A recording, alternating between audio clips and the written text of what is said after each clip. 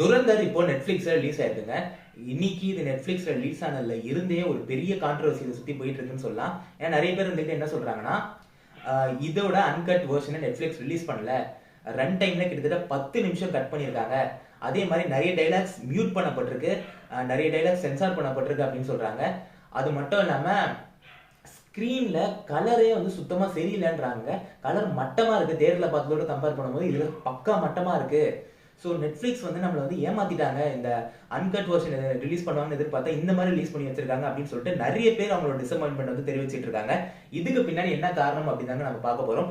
Actually என்னன்னா, இந்த துரந்தர் படம் போன வருஷம் டிசம்பர் 5ஆம் தேதி ரிலீஸ் ஆச்சுங்க. அப்போ தியேட்டர்ல இது பக்காவா ஒரு எப்படி சொல்றது, ஒரு ஏ ரேட்டட் சர்டிபிகேட் வாங்கி தான் ரிலீஸ் ஆயிருக்கு. படத்துல ஃபுல் வயலன்ஸ், அப்புறம் இந்த டைலாக்ஸ்லாம் வந்து மியூட் பண்ணாம அப்படியே தாங்க வந்து இருந்திருக்கு.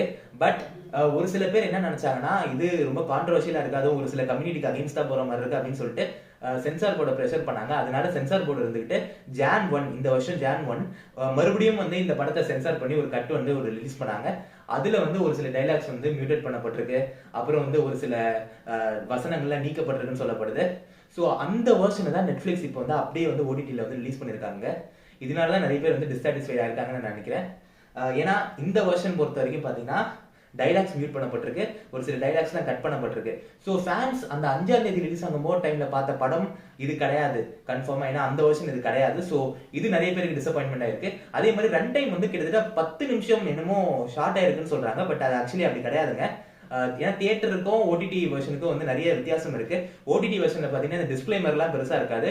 அதே மாதிரி ஃப்ரேம்ஸ் பர் செகண்ட் வந்து தியேட்டர்ல 24 செகண்ட்ஸ் இருக்கும், இங்க வந்து 25 செகண்ட்ஸ். ஸோ அதனால தான் வந்து இந்த 10 நிமிஷம் ஷார்ட் ஆயிருக்குங்க. பட் இதெல்லாம் தாண்டி நெட்ஃபிளிக்ஸ் அதே வெர்ஷன் தியேட்டர்ல நம்ம பார்த்த அந்த ஜனவரி 1 ரிலீஸ் ஆன அதே வெர்ஷன் தான் ரிலீஸ் பண்ணியிருக்காங்க.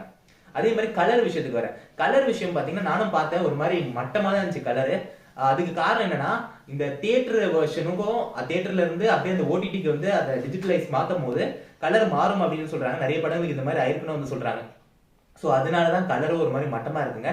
பட் எனிவே இந்த இந்த வெர்ஷன், இந்த அன்கட் வெர்ஷன் டிசம்பர் 5ஆம் தேதி தியேட்டர் ரிலீஸ் ஆச்சு பாத்தீங்களா துரந்தர், அந்த படத்தோட அன்கட் வெர்ஷன் எனக்கு தெரிஞ்சு நெட்ஃபிளிக்ஸ் வந்து ரிலீஸ் பண்ணிருக்காங்க. ஏன்னா இந்த ஓடிடியுடைய ஒரு மகிமை என்ன அப்படின்னு கேட்டீங்கன்னா, இந்த மாதிரி அன்கட் வெர்ஷன் இல்ல அன்சென்சார்ட் வெர்ஷன் வந்து ரிலீஸ் பண்றது தான். ஏன்னா அதுக்குன்னே ஒரு ஃபேன்ஸ் இருக்காங்க. இந்த மாதிரி அன்சென்சார்ட் வெர்ஷன் அப்படியே இந்த கிரியேட்டர் வந்து ஒன்று கிரியேட் பண்ணிருக்காங்கன்னா அதை அப்படியே பார்க்கணும்ப்பா, அதுதான் எங்களோட ஆசை. அதுவும் நிறைய சினிமா ஃபேன்ஸ்லாம் வந்து அன்சென்சார்ட் வெர்ஷன் பார்க்கறதுக்கு வந்து தீவிரமா காத்துட்டு இருந்தாங்க. அந்த விஷயத்த நெட்ஃபிளிக்ஸ் வந்து சொதப்பிட்டாங்கன்னு சொல்லலாம்.